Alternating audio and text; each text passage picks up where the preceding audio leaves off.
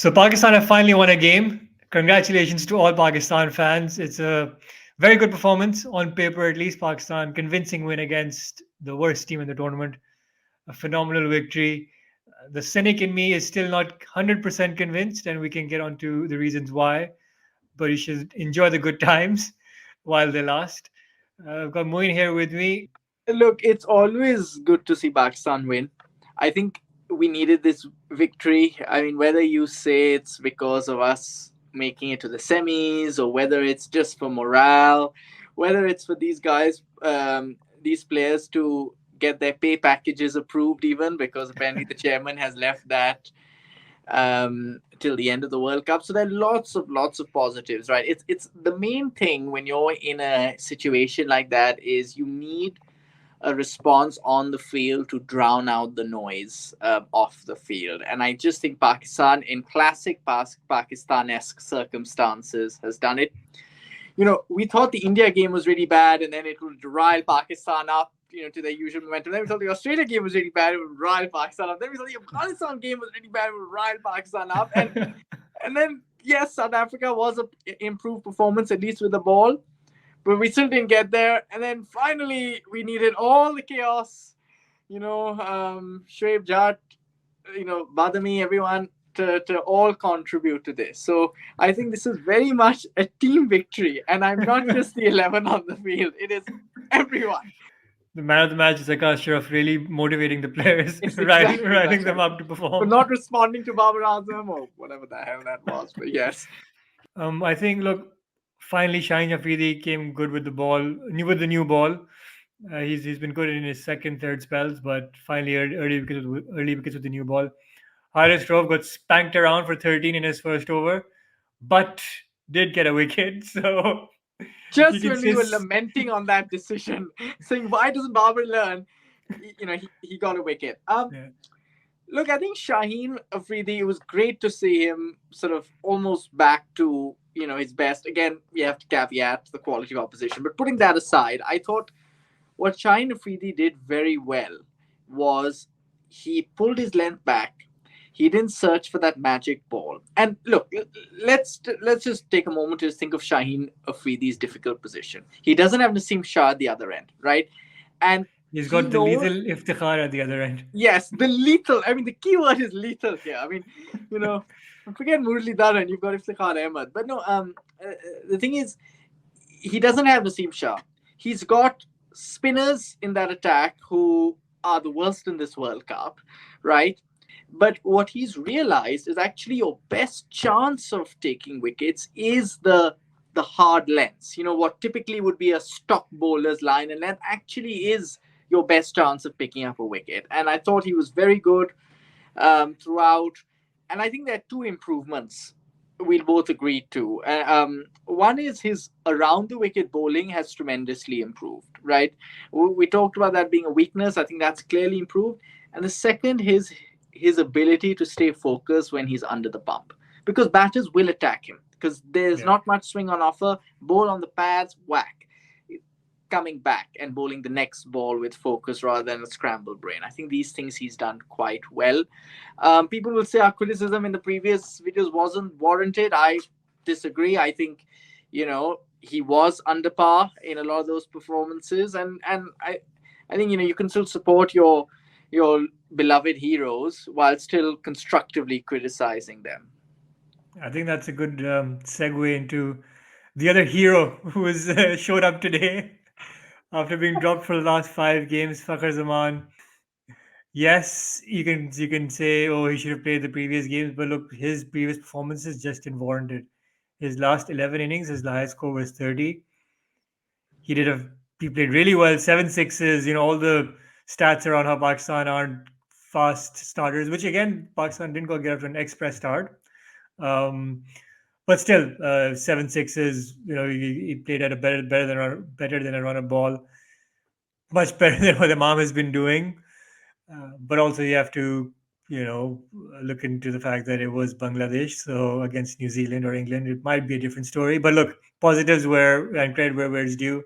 Very good performance from Fakhar Zaman. I think that six that he hit in the third over, the fourth over of the scheme, that really was his release That shot. was like clock. And Yeah, once that's he the connected way. that, I think, yeah, then you knew that it's going to be his day.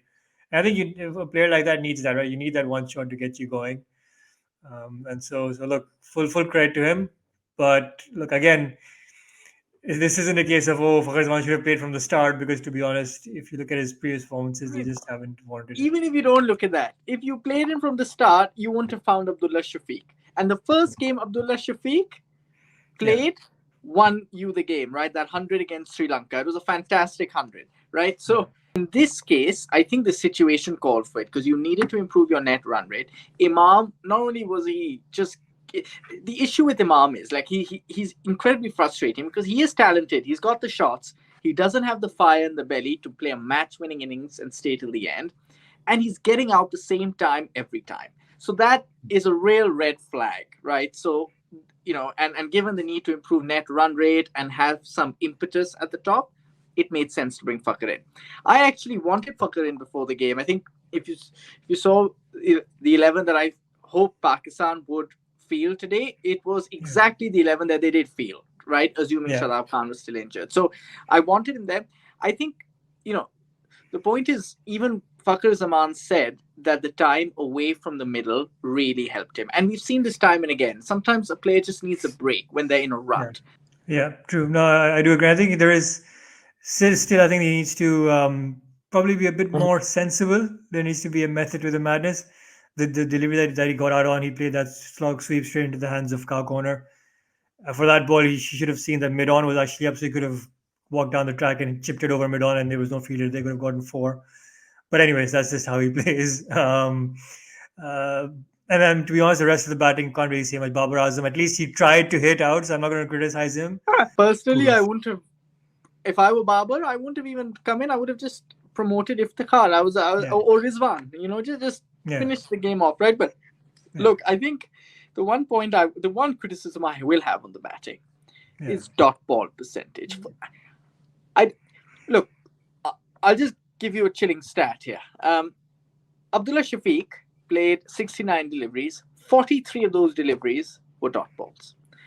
It's it's mind-boggling, right? I yeah. think you made this stat just off air that like almost 100 balls were dot balls out of 95 out of the whatever, 90. no, 96 ball, 195 balls I he mean, played with dot those balls. are 95 scoring opportunities, right? You could get a Yeah, single of them, right? I mean, assuming average is a single, you could get a four, whatever, but average single, yeah, that's 95 runs you're giving away. And my only mm, worry is against better quality bowling attacks, you won't get the pie that you'll get yeah, um, against weaker quality. So those hit me balls won't come. yeah, Now, the slight caveat is I have to give credit where it's due. I thought Abdullah and Fakhar both hit fours and sixes, even off pretty decent deliveries. I didn't think they were all yeah. terrible balls, right? True. In fact, Abdullah Shafiq, there was a graphic which showed the three fours that he hit in that one over. In Yeah, each of them, his position before hitting the shot was slightly different, which meant, yeah, and the third one, where he was expecting the short ball, you could see he didn't commit to the front foot. And that shows his anticipation is very yeah. strong, right? Well, I think Abdullah Shafiq kind of maybe knew that stat before, because the first two balls he nearly got run out, and he should have been run out. Should have been. I mean, So there's a case of over trying as well. And maybe after that they got a bit too cautious, because and the running was pretty awful in the beginning. There were a couple of times where they had mix-ups. Maybe it was a new combination, opening combination or something. But anyways, for now I think, look, at the end of the day, still winning it at chasing it down at better than around the ball. For Pakistan standards, that was pretty good. But yeah, I still think there needs to be room for improvement. As is the case with Pakistan's bowling, especially spin bowling, Osama Mir, and Babar Azam's captaincy, I think, which was decent, but I still think, probably 4 or 5 overs, if Harry brought in the Pacers 4 or 5 overs earlier, this innings could have been done yeah, I mean, pretty Shaheen quickly. should have been brought on much sooner when that partnership was starting to look threatening.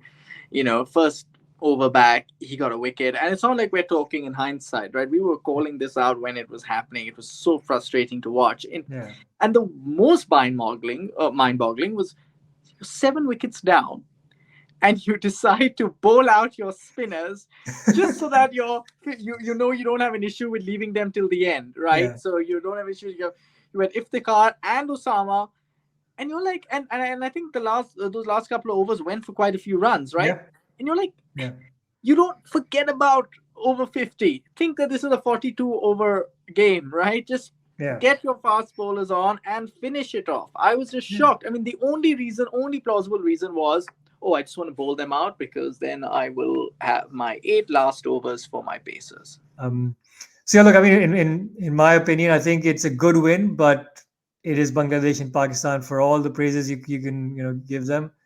Their three wins at the World Cup have so far been the Netherlands, Sri Lanka, and Bangladesh. So let's not get too carried away. Absolutely. I mean, it's I want to see this performance, and I'm going to say I expect to see this performance against New Zealand. Yeah, And if I do see it with against New Zealand, then I will really start believing. I mean, I obviously there's as you know, Zahid, I'm a real optimist when it comes to times like these. It keeps me going, so I still have hope, but that hope is tempered at the moment. yeah, Um, Look, I, I we've had a couple of interesting games, haven't we? yeah, Right? I mean, there was the India England game, and like I miss those sort of 200 or 250 around 250 yeah, scores because they make for great one day games, right? yeah, Where there's even contests between bat and ball. I know that means the middle overs tend to be a bit slow, etc., because you don't see yeah, sixes, fours, but you see that battle between bat and ball, and it can just turn so quickly.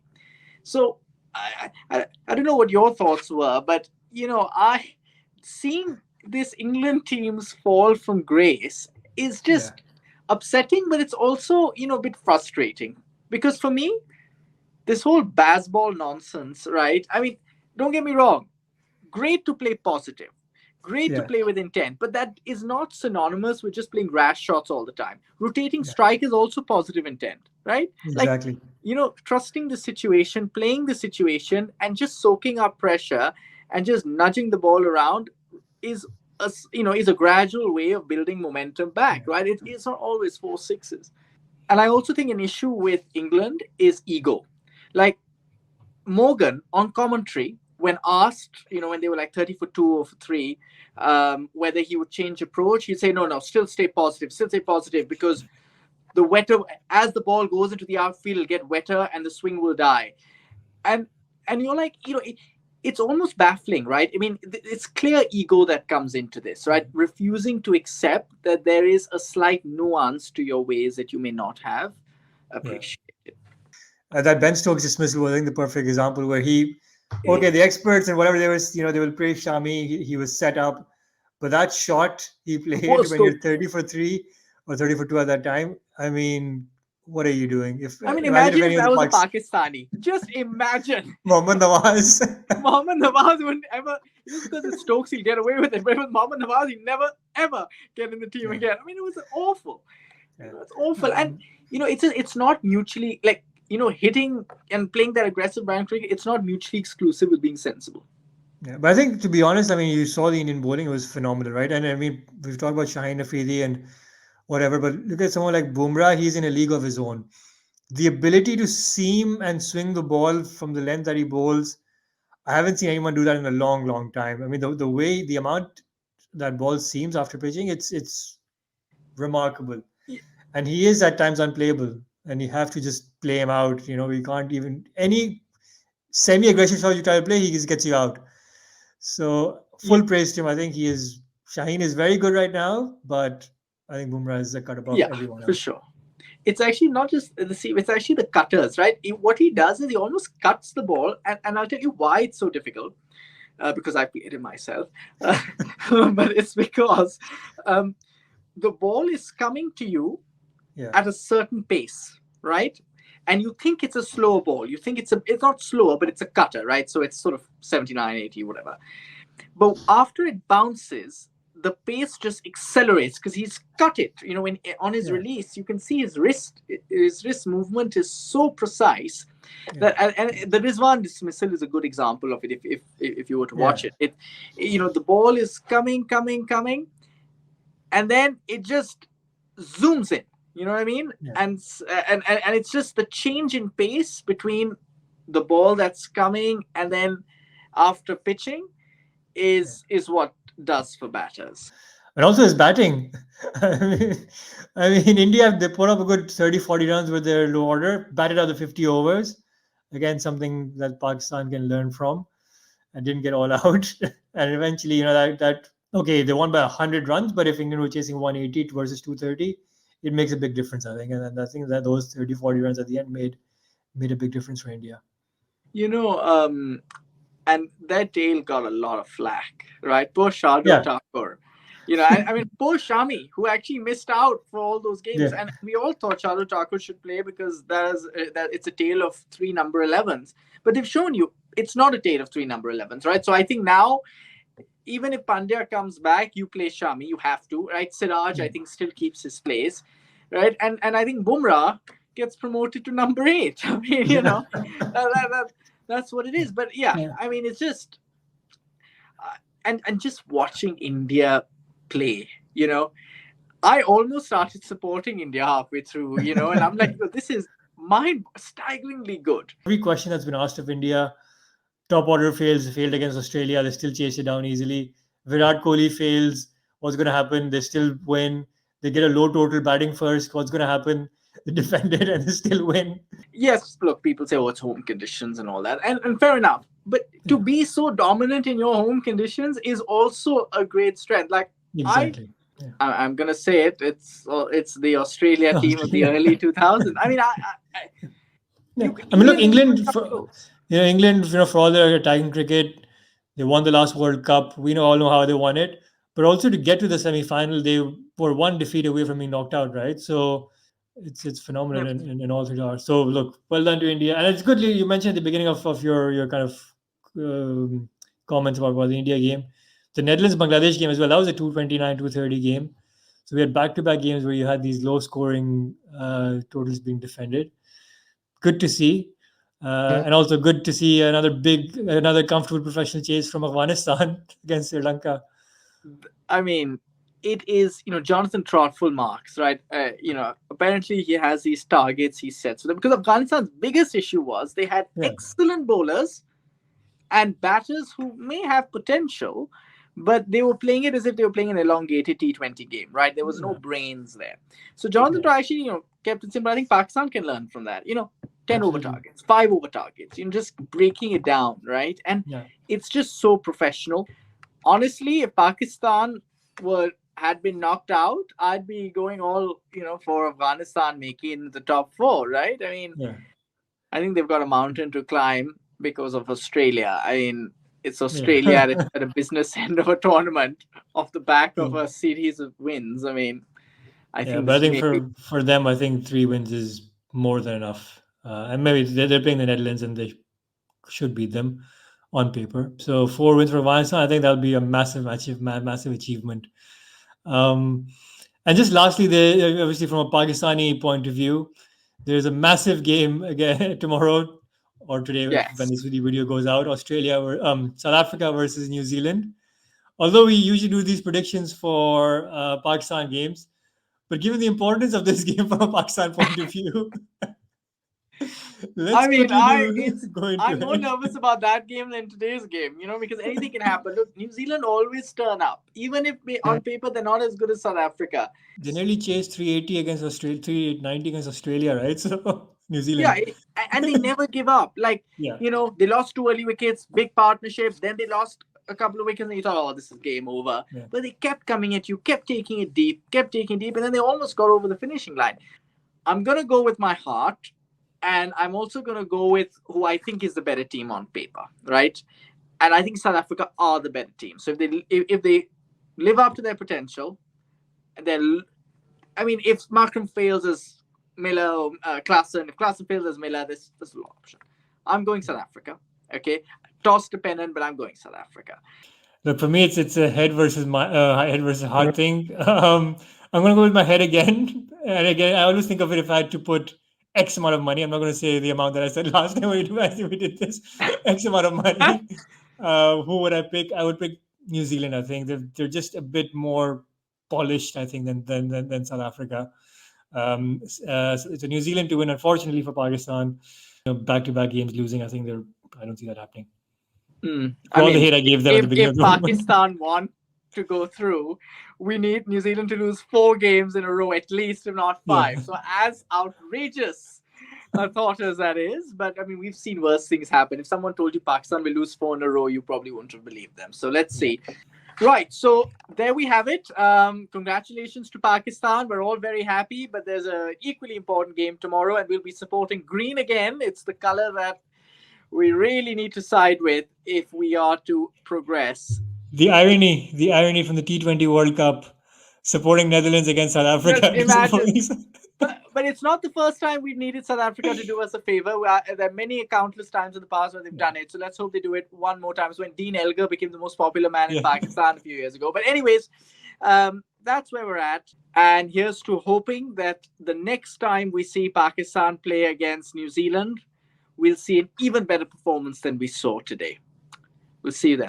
Thank you. Thank you.